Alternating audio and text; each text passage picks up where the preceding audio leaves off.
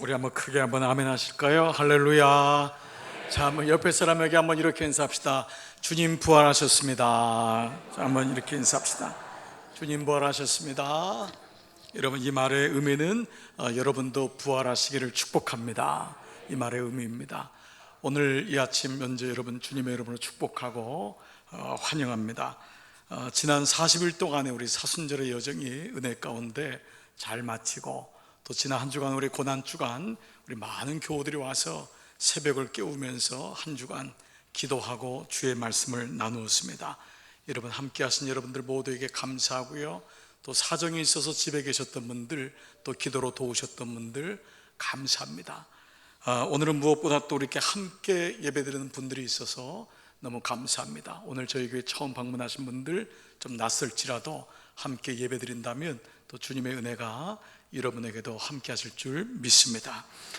저는 부활의 아침을 맞아서요, 예수님의 십자가 사건 이후에 무덤에 계셨던 그때부터 한번 말씀을 한번 나누었으면 합니다. 여러분 아시는 대로 예수님의 시신은 당시에 공회원이었던 아리마대 사람 요셉의 무덤에 안치되었습니다. 그리고 유대인들과 로마 병정들은 그 아리마대 사람 요셉의 무덤을 봉인을 했습니다. 큰 돌로, 수십 명이 움직여도 끄떡하지 않는 돌로 그렇게 막아버린 것입니다. 혹시나 있을 줄 모르는 부활이라는 사건을 막아보려고 했던 것이죠. 이렇게 하면 모든 것이 끝나는 줄 알았습니다. 그래서 어느 누구도 예수님이 다시 이 돌을 옮기고 다시 나오리라고는 생각하거나 기대한 사람이 없었습니다. 왜냐하면 우리 모두에게 죽음은 마지막이고 죽음은 끝이기 때문입니다. 그런데 사흘이 되던 날 아침에 새벽에 무덤을 찾았던 여인들은 천사들을 통해서 예수님이 부활하셨다고 하는 소식을 듣습니다. 그리고 무덤 안에 들어가 무덤에 예수님의 시신이 없어진 것을 보게 됩니다. 달려가서 제자들에게 이 사실을 알리게 되고, 제자들 몇 사람도 급히 와서 무덤에 왔지만은 그 안에는 예수님이 계시지 않았습니다. 빈 무덤이었습니다.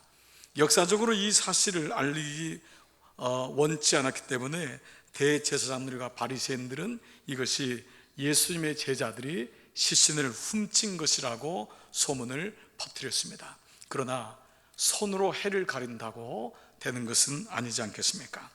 오늘 본문은 그 이후에 20년 정도의 시간이 흘러서 사도 바울이라는 사람이 고린도 교회, 고린도에 있는 한 교회에서 예수님이 부활하셨다고 하는 그 메시지를 전하는 장면입니다.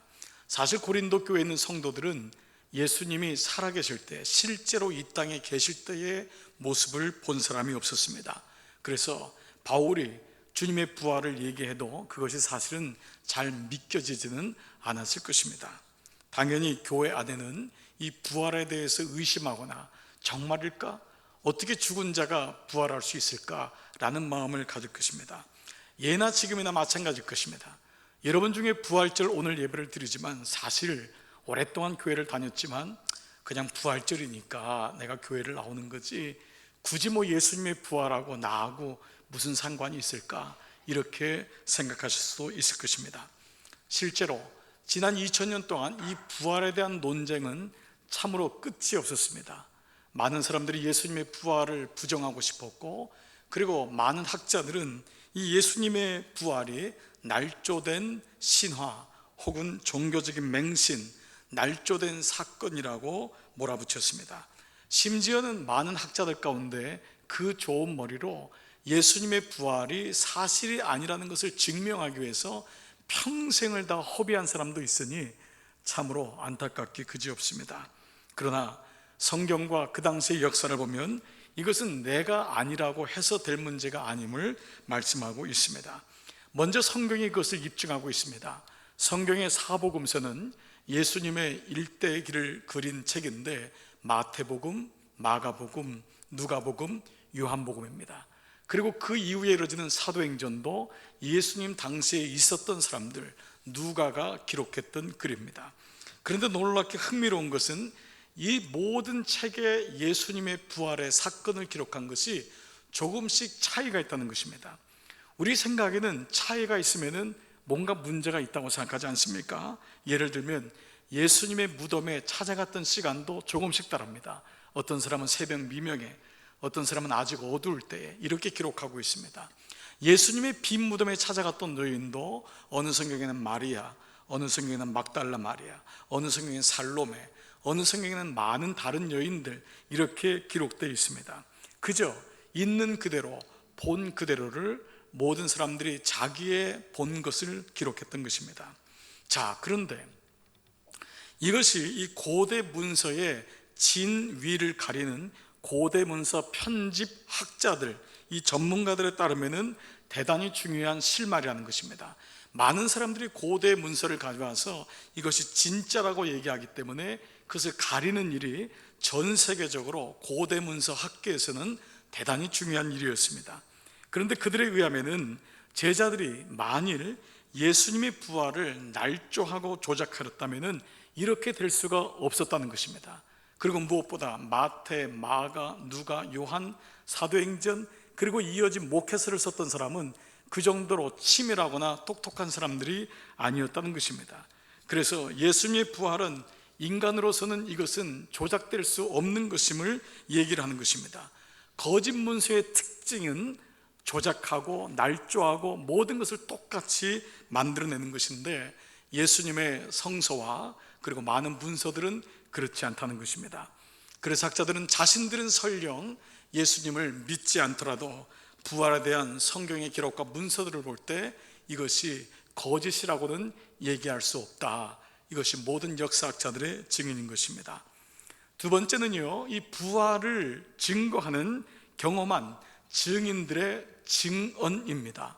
오늘날도 법정에 가면은 첨예하게 다른 의견을 가질 때 꼭 필요한 것이 증인입니다. 증인석에 오른 사람은 미국에서는 성경에 손을 얹고 한국에서도 여기 대해서 내가 만약 잘못된 증언을 할 때는 거기 따른 불이익, 법적인 조치를 받는다고 할 정도로 아무리 담이 큰 사람도 증언 때 했으면은 진실을 얘기하게끔 돼 있고, 그리고 무엇보다 두 명만 서로 대지를 시키면은 진실을 밝히는데 어려움이 없다는 것을 알 수 있습니다. 학자들은 얘기합니다. 아무리 훌륭한 시나리오를 써서 10명이 입을 맞춰도 1시간 내에 거짓은 들통난다는 것입니다. 그리고 그다지 오래 걸리지 않습니다. 그리고 자기에게 불이익이 있으면 절대로 사람은 자기 속에 있는 얘기를 하게 돼 있다는 것입니다. 시간의 문제이지 결국 위증임이 밝혀진다는 것입니다. 오늘 본문 15절에는 이렇게 나와 있습니다. 만일 우리가 거짓을 증언하면 우리 역시 하나님 앞에 거짓 증인이 됩니다. 그러나 우리는 본 것을 말하노니 하나님이 그리스도를 죽은 자 가운데서 살리셨음입니다. 바울은 이같이 증인된 자기의 모습을 고백하고 있습니다. 예수님의 부활을 봤던 여인들에게 그리고 제자들에게 이후에 한 번에 함께 나타나셨던 500명의 사람들에게 물어보아도 그 대답이 똑같으니 이것이 어떻게 조작될 수 있습니까? 여러분 3명만 불러놓고 얘기해도 전달되는 말이 나중에는 다릅니다. 그런데 어떻게 이것이 가능합니까? 게다가 콜로세움에서 사자에게 밥이 되고 그리고 불에 타 죽이는 그런 죽임을 당하면서도 예수님의 부활을 부인하지 않았으니 이것은 아무리 우겨도 될 수 있는 것이 아니고, 자신도 부활을 의심하고 살았던 바울조차도 주님이 나에게 만나주셨고 나는 부활의 증인이라고 고백하고 있는 것입니다. 오늘 저는 이 아침에 여러분과 함께 그렇다면 이 부활이 왜 소중한지, 예수님의 부활이 그저 2000년 전 끝나는 것이 아니라 나의 삶에서 어떠한 것을 나에게 주는지에 대한 말씀을 오늘 본문을 통해서 2가지로 말씀을 드리고 싶습니다. 사랑하는 여러분, 첫 번째, 부활의 신앙이 내게 오면은, 부활의 주님을 내게 믿게 되면은 바로 죽음을 승리자의 눈으로 보게 된다는 것입니다. 사실 죽음이란 단어는 그렇게 유쾌한 단어가 아닙니다. 그리고 죽음이란 단어는 우리에게 늘 불안하고 우리에게 늘 어려움을 주는 단어입니다. 부고장을 보면서 기뻐하는 사람은 아무도 없습니다. 그러나 어느 날 내 주변의 친구들이 한 명씩 사라지면서 우리에게도 어느 순간 죽음이란 단어가 멀지 않음을 알게 됩니다. 키르케고라는 사람이 이 죽음에 대해서 이렇게 얘기한 적이 있습니다. 우리는 이 땅에 태어날 때부터 이미 사형 선고를 받은 존재이다. 그러나 그 날짜와 시만을 모를 뿐이다. 여러분, 이 말에 어떻게 생각하십니까? 죽음이란 단어가 늘 멀리 있다고 생각하십니까? 우리나라든 미국이든 유럽이든 어느 나라든 가장 많이 죽는 시간이 잠잘 때입니다. 아침에 깨는 경우가 쉽지 않습니다. 우리는 한 번도 그 생각을 하지 않습니다. 자면은 당연히 아침에 깰 것이라 생각하지만 많은 죽음의 가장 많은 퍼센테이지가 잠잘 때입니다. 심근경색, 심장이 멎게 되고 아무 얘기도 하지 못하고 주님의 부르심을 받는 것입니다. 그래서 어떤 분들은 이 죽음을 갑작스러운 손님이라고도 비유했고, 또 어떤 사람은 뒷골목의 깡패와 같다고도 얘기했습니다. 죽음은 소리 없이 우리에게 다가옵니다. 우리가 어느 날 장례식장 갔을 때 이렇게 얘기합니다. 아유, 그 사람 아까워. 어떻게 이렇게 빨리 갔어? 그러나 그 죽음이 나에게는 예외가 될 수 없습니다. 나도 어느 날 갑작스럽게 온 손님을 맞이할 때 더 이상 연기할 수 없는 것이 죽음이라는 것입니다. 죽음은 깡패와 같습니다. 어느 날 우리를 짓누르고 우리를 뒷골목으로 끌고 가서 너 죽을래? 라고 하면 항거할 수가 없습니다. 어느 누구도 죽음을 맞이할 수가 없습니다. 알렉산더 대왕이 아침마다 부하에게 얘기를 했다고 합니다. 너는 죽어야 됩니다. 당신은 죽습니다. 이 고백을 아침마다 하게 했답니다.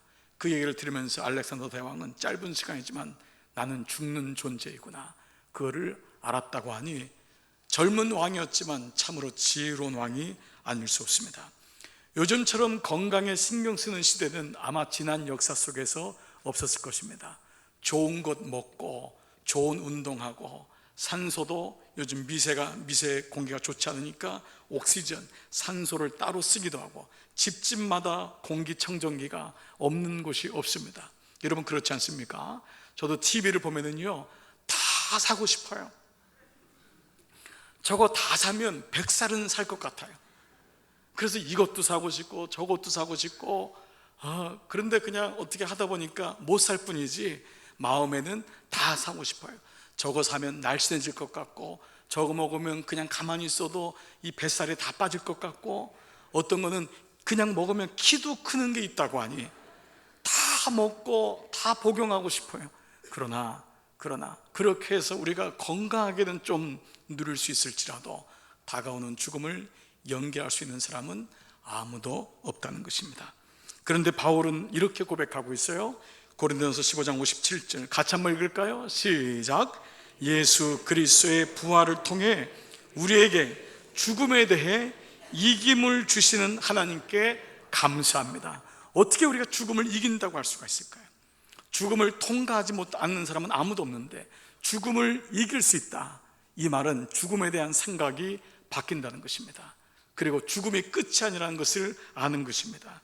이것이 어떻게 가능할까요? 내 힘으로, 내 경험으로, 내 지식으로, 여러분의 연륜으로 죽음을 뒤로 미룰 수 있습니까? 이길 수 있습니까? 아닙니다. 내가 죽음을 이기는 것이 아니라 주님이 이미 죽음을 이겼기 때문에 가능한 것입니다. 여러분 가정 속에 누가 실제로 죽었다가 살아나셨다면 다른 사람은 믿지 않지만 여러분은 믿을 것입니다. 그리고 그분은 죽음에 대해서 생각이 바뀔 것입니다. 이것은 놀라운 사실인 것입니다. 예수님이 죽음에서 부활하셨던 사실을 목격했던 제자들은 이 사실이 목에 칼이 들어와도 부인할 수가 없었던 것입니다. 사람은 죽는 게 끝이 아니구나, 부활하는 것이구나. 그리고 부활한 영을 만났던 바울도 나도 부활을 봤다고 고백하고 있으니 놀라운 것입니다. 첫사람이 중요합니다. 죄가 어떻게 들어왔습니까? 첫 번째 사람 아담이 죄를 지음으로 인하여서 죄가 들어온 것입니다. 성경은 우리가 죄를 졌기 때문에 죄인이 아니라 죄인이기 때문에 죄를 짓는다고 고백합니다. 우리는 세상에서 죄를 지면은 죄인이라고 손가락질합니다. 그러나 성경은 우리가 죄인이기 때문에 죄를 짓는다는 것입니다. 이 말은 역으로 하면 주님이 부활하셨기 때문에 우리가 부활하고, 첫사람 아담은 죽었지만 둘째 사람 예수님, 두 번째 아담인 주님은 부활하셨기 때문에 이 사실이 우리에게 말씀으로 다가오는 것입니다. 고린도전서 15장 22절 아담 안에서 모든 사람이 죽은 것 같이 그렇습니다. 모든 사람은 죽었잖아요. 그런데 그리스도 안에서 모든 사람이 다 같이요 생명을 얻으리라. 모든 사람이 생명을 얻게 된 것입니다. 저는 죽음에 대한 이야기를 나눌 때마다 늘 묵상되고 잊지 아니하게 되는 이 미국의 중년 부인이 고백했던 일을 생각하게 됩니다.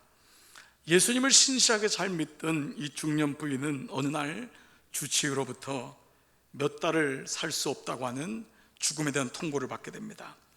너무도 놀랍고 남의 얘기 같이 늘 느꼈는데 이 얘기가 자기 얘기가 되자 너무도 슬펐습니다.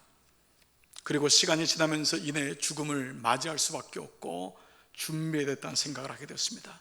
집에 와서 앨범들을 다 정리하고 그동안 입었던 옷도 다 정리하고 그동안 모았던 책도 다 보게 되고 친구들 연락처도 다 정리하면서 죽음을 준비하기 시작했습니다. 그리고 마지막으로 자기가 섬기는 교회에 찾아갔습니다. 그리고 그 교회 장례식에 대해서 논의를 하게 되었습니다. 참으로 어려웠습니다. 그러나 죽음을 준비하면서 목사님 이 찬송가를 해주세요, 이 말씀을 해주세요, 그리고 내 자식이 떨어져 있으니까 내 자식한테 연락해 주시고 내 친지한테 연락해 주세요 라고 하면서 마지막 유언을 다 했습니다. 목사님이 이제 마지막 다 끝났냐고 하자 목사님 한 가지가 남았습니다. 뭔데요? 제가 관에 눕혀 있을 때 미국에서는 장례식을 할 때 마지막 메모리얼 서비스 추도하는 예배 때 이 관뚜껑을 엽니다. 그래서 지인들과 가족들이 마지막 곱게 화장된 얼굴을 보면서 꽃을 그 위에 올려놓고 마지막 유족을 인사하는 그런 시간이 있습니다. 그렇게 제가 관뚜껑에 덮였을 때 제 오른손에 포크를, 고기를 먹을 때 썰 때 먹는 이 포크를 내 손에 잡아 쥐어놓게 해주세요 라고 얘기했습니다. 목사님이 이상했습니다. 이렇게 많은 사람을 만나서 유언을 들었지만은 자기 손에 포크를 누워있을 때 쥐어달라고 한 사람은 본 적이 없기 때문입니다. 그랬더니 중년 부인은 이렇게 말씀했습니다. 목사님, 제가 어느 날 제 친구의 초청으로 너무도 아름다운 뱅킷 파티에 초청되었습니다. 너무 음식이 너무 좋아서 이런 음식도 있나 할 정도로 배불리 먹었습니다. 그날의 감격을 잊을 수가 없습니다. 그런데 음식이 다 끝나갈 무렵, 식사가 끝나갈 무렵 그 주인인 제 친구가 저한테 와서 이런 얘기를 했습니다. Hey friend, keep your fork, keep your fork. The best is yet to come. 친구여, 포크를 손에서 놓지 마. 가장 좋은 건 지금부터야. 그리고 놀랍게도 그 이후에 나온 디저트는 상상을 초월한 것이었습니다. 미국 음식 중에 가장 꽃은 디저트입니다. 그래서 그 친구는 배불리 먹었던 친구, 식사가 다 끝났다고 생각했던 자기 친구에게 친구야, 손에서 젓가락 놓지 마, 포크 놓지 마. 지금부터 가장 좋은 것이 올 거야. 이 여인은 죽음을 그렇게 얘기했던 것입니다. 목사님, 가장 좋은 것은 아직 오지 않았습니다. 제 아들과 제 딸이 저를 볼 때, 제 친구들이 저를 볼 때 슬퍼하지 말도록 가장 좋은 것은 이제부터라고, The best is yet to come. 가장 좋은 건 아직 오지 않았다고 이 얘기를 전해 주십시오 라는 것입니다. 여러분, 어떻게 이것이 가능할까요? 호연지기가 있어서, 담력이 있어서, 경력이 있어서? 아닙니다. 죽음을 이길 수 있는 사람은 담력으로 이기지 않는 것입니다. 호연지기 아닙니다. 이것은 오직 예수님을 향한 믿음입니다. 주님께서 사망 권세를 이기셨기 때문에 나에게도 그 마음을 갖게 되는 것입니다. 여러분, 산자와 죽은 자를 심판하시는 주님은 오늘 우리의 생명을 주관하고 있습니다. 부활신앙을 가질 때 비로소 죽음이란 단어가 우리에게 늘 불안하고 늘 좌절스럽지만 그 죽음이 끝이 아님을 알게 되고, 죽음 속에서 우리는 오히려 더 좋으신 주님이 있다는 사실을 아는 부활신앙을 갖게 됩니다. 이 믿음이 오늘 예배 참석한 여러분 가운데 있기를 주의 이름으로 축복합니다. 두 번째로 부활신앙은 이것입니다. 흔들리지 않게 하고 주의 일에 더욱 힘쓰는 자, 집중하게 하기 때문입니다. 당시 고린도 교회는 고린도라고 하는 지역이 있었는데요, 그 지역의 고린도라고 하는 도시는 에게해와 지중해를 잇는 상당히 중요한 전략적인 위치였습니다. 실제로 이 지도를 보면은 알 수 있습니다. 여러분, 이 지도를 한번 보겠습니다. 지도를 보면은 이 지도 안에 보면 에게해와 지중해를 잇는 모습이 있습니다. 여러분, 지도의 오른쪽이 터키, 왼쪽이 이탈리아입니다. 터키와 이탈리아 사이에서 지중해와 에게를 잇는 이 고린도는 천연 요새였고 사람들이 많이 모였습니다. 무역과 그리고 상업이 활성했습니다.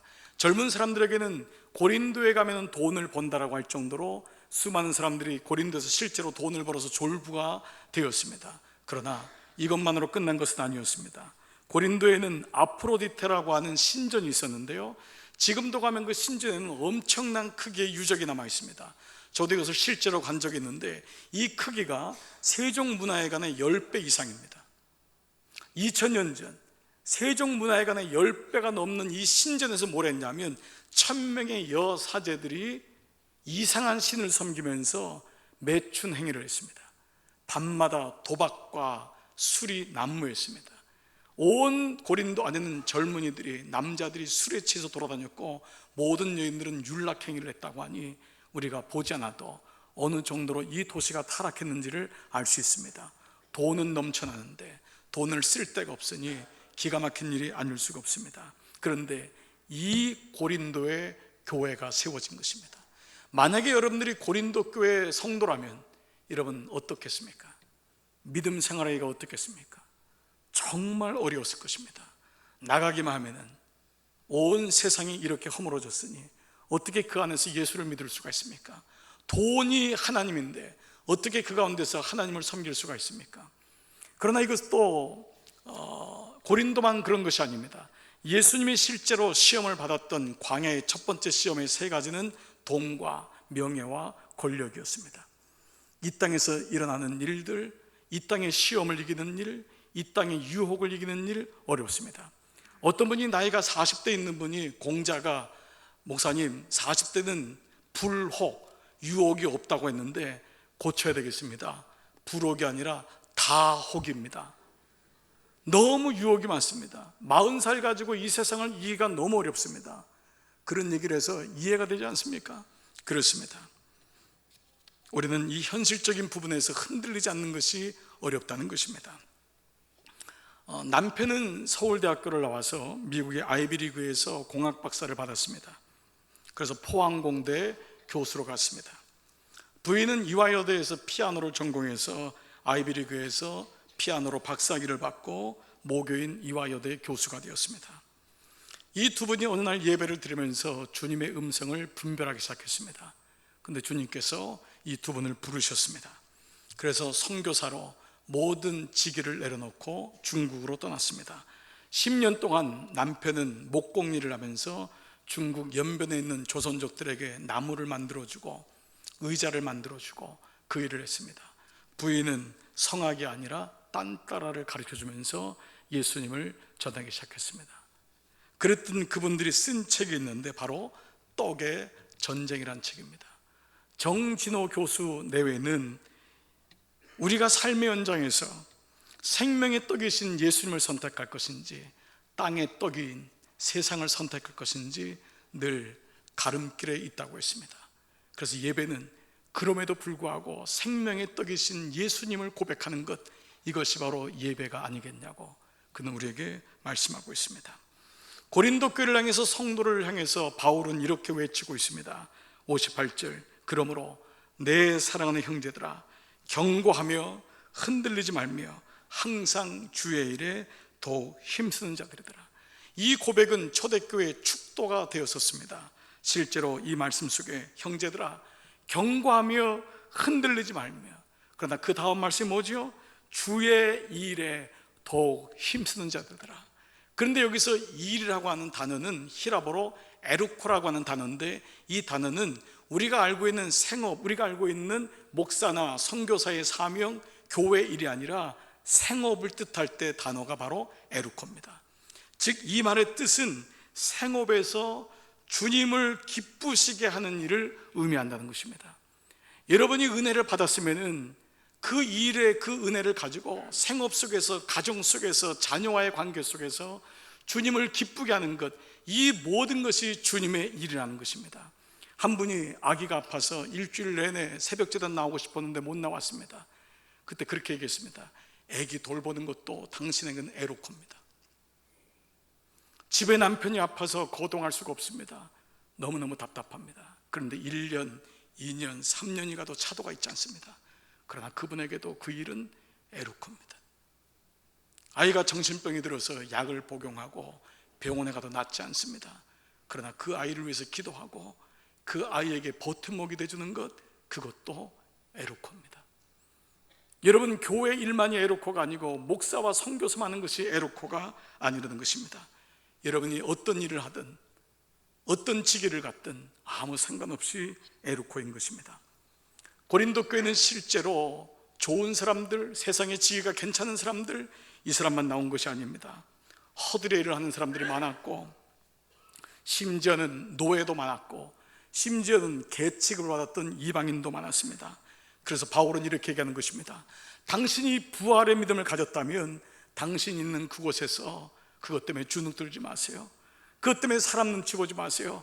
당신이 주님의 마음으로 일하는 그곳이 바로 부활의 일이고 그것이 바로 에루코이기 때문에 거기에 주의 일에 더욱 힘쓰는 자가 되십시오. 내가 하고 있는 일이 내가 아니라 내가 생각하고 있는 내가 나인 것입니다. 그래서 내 안에 주님과의 관계가 있는 사람은 그 어려운 가운데서도 에루코, 주님의 일을 감당할 수 있는 것입니다.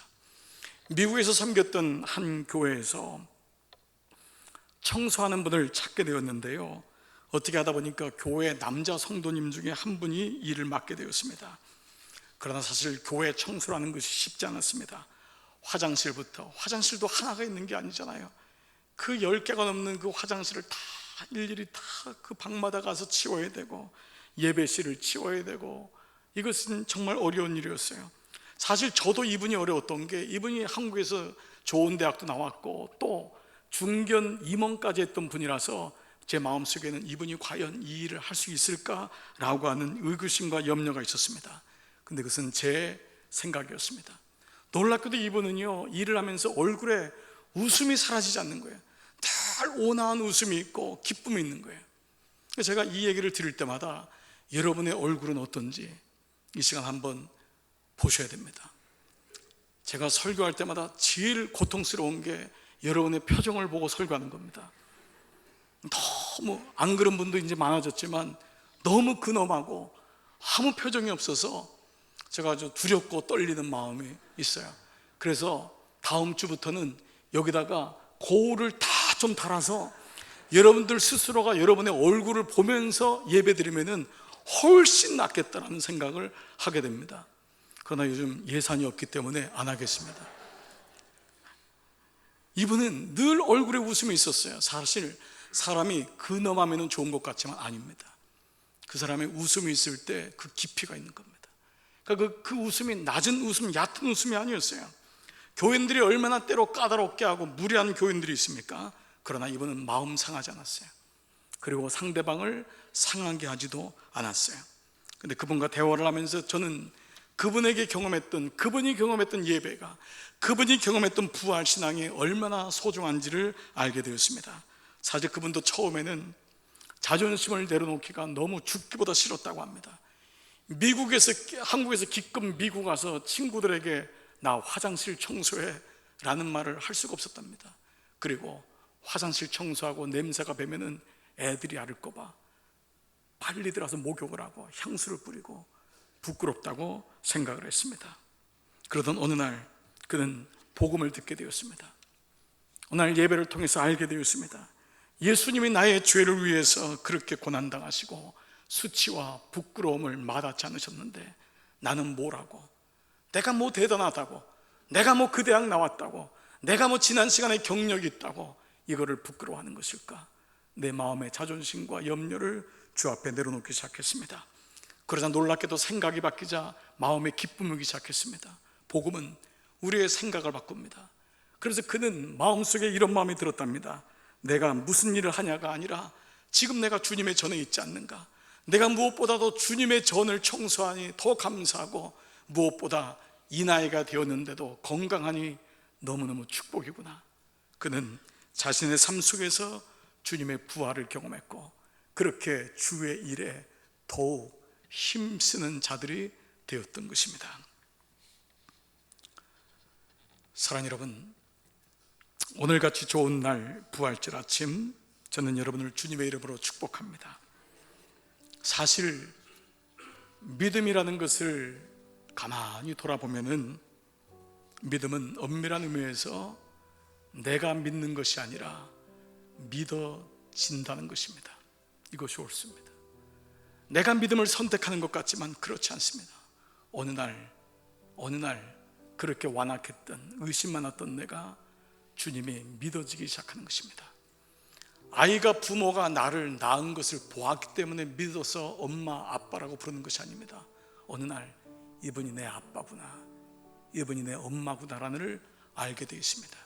하나님은 우리에게 영감이란 걸 줬기 때문에 예배를 들으면서 마음이 열리고, 말씀을 들으면서 어느 날 닫혔던 문이 열리고 얼어붙었던 마음이 녹게 됩니다. 아, 그렇구나. 영적인 동의가 일어납니다. 70평생을 하나님 모르고 살았는데, 아니 60평생을 교회 다닌 사람 빈정거리며 살았는데, 어느 날 그가 지성에서 영성으로라는 책을 쓴 이어령 교수입니다. 지성이 전부인 줄 알았는데 아니었습니다.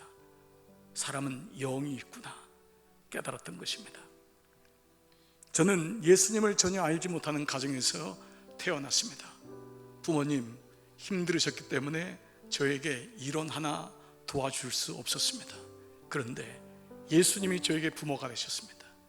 예수님이 저에게 좋은 친구가 되셨습니다.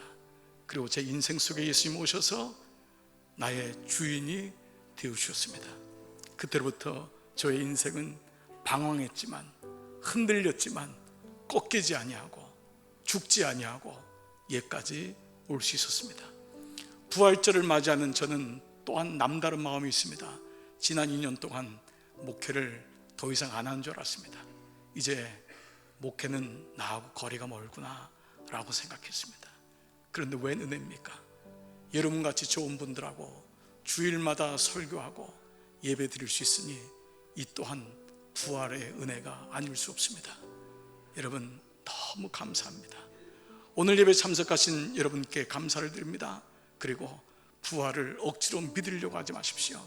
어느 날 믿어지는 그 순간이 오면 그때 주님 앞에 고백하십시오. 주님 감사합니다. 나에게도 믿음을 주셨군요. 여러분 자녀 중에 믿음이 없다고 너무 힘들어하지 마십시오.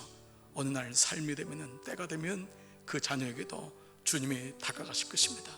실패가 끝이 아니고 죽음이 끝이 아닙니다. 부활은 다시 시작하는 것입니다. 여러분 삶에 어떠한 일이 있어도 부활의 주님을 꼭 잡으시기 바랍니다. 그 주님이 여러분의 친구가 되고, 그 주님이 여러분의 배우자가 되고, 그 주님이 여러분의 부모가 되시고, 우리를 죽음에서 영혼까지 이끄실 가장 선하신 목자가 되기 때문입니다. 보이지 않는 손이 있습니다. 아담 스미스라는 분이 1729년에 모든 세계의 경제학의 교과서라고 했던 국부론을 썼을 때 그분은 경제학자지만 신실한 크리스찬이었습니다. 경제가 한 사람의 경제든 국가의 경제든 보이지 않는 손이 있음을 아는 나라, 아는 사람 지혜롭다고 했습니다. 지금까지 보이는 손만 붙잡고 오셨습니까? 아닙니다. 보이지 않는 손이 있습니다. 그것이 여러분들을 지금까지 이끄신 것입니다. 그분을 신뢰하고 고백하고, 사람들은 뭐라고 하지만 나는 내 중심에 예수님이 있어, 나는 주님을 알아, 이 마음 가질 때 끝까지 승리하는 우리 모두가 될 줄 믿습니다. 여러분 가운데 주의 은총이 함께 하시기를 주님의 은총으로 다시 한번 축복하고 기도드립니다. 아멘. 이 시간 다 자리에서 한번 일어나셨어요? 우리 같이 찬양 고백하십시다. 내가 다 표현을 못하지만 내가 이제는 표현을 해보고 있습니다. 내가 다 고백 못하지만 내가 이제 고백해 보겠습니다. 우리 같이 찬양 고백하면서 우리 부활의 아침, 우리 신앙의 결단으로 고백하며 주 앞에 나가십시다. 다 표현 못해도, 다 표현 못해도 나 표현하리라. 다 고백 못해도 나 고백하리라. 다 알 수 없어도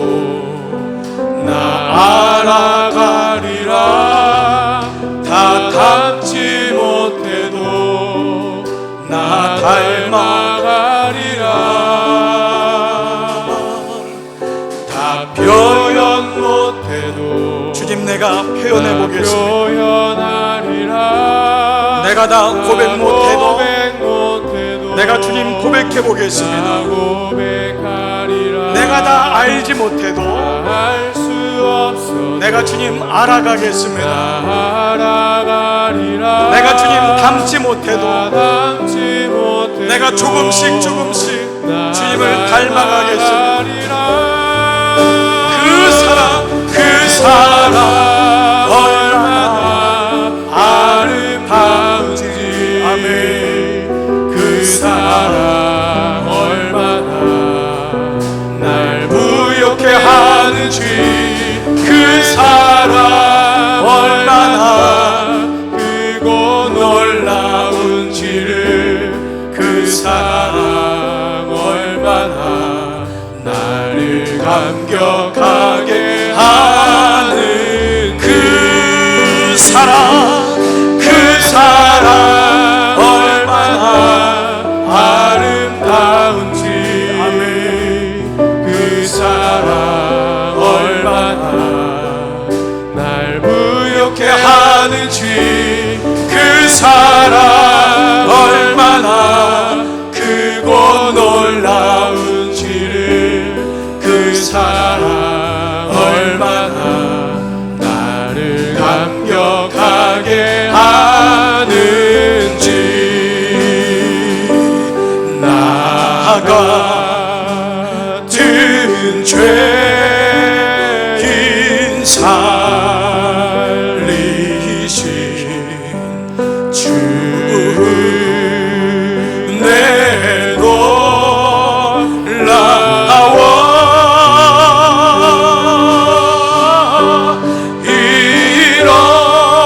잃었던 생명 찾았고 광명을 얻었 큰 죄악에서. 아멘. 큰 죄악에서 건지신 주 내 고마워.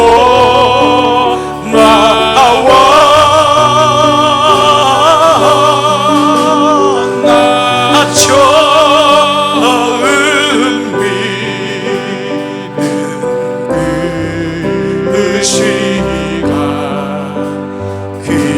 귀하고 귀한. 그렇습니다. 주님, 이제껏 내가 산 것도 이제껏 내가 산 것 주님의 은혜라. 주님의 은혜라. 또 나를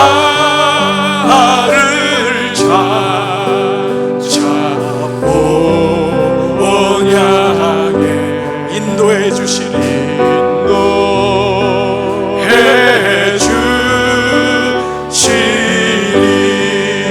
거기서 우리 영혼, 거기서 우리 영혼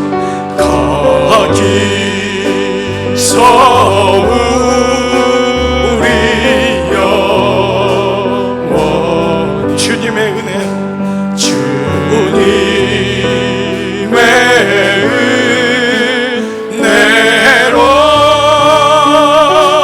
해같이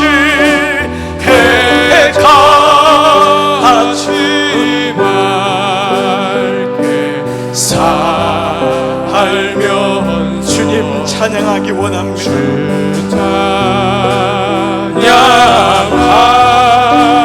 찬양하리라. 하나님, 그렇습니다. 주님, 그렇습니다.